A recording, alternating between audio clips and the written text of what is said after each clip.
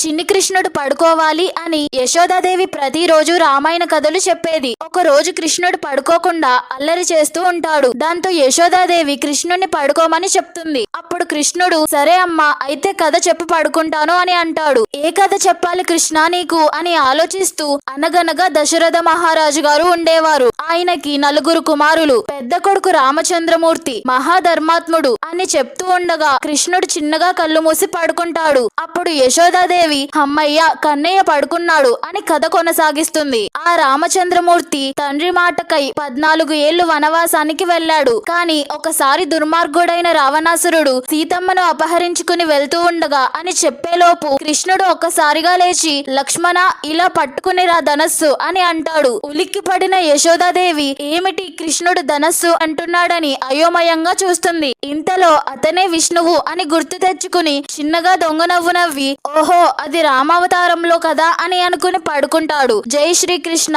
అని కామెంట్ చేయండి.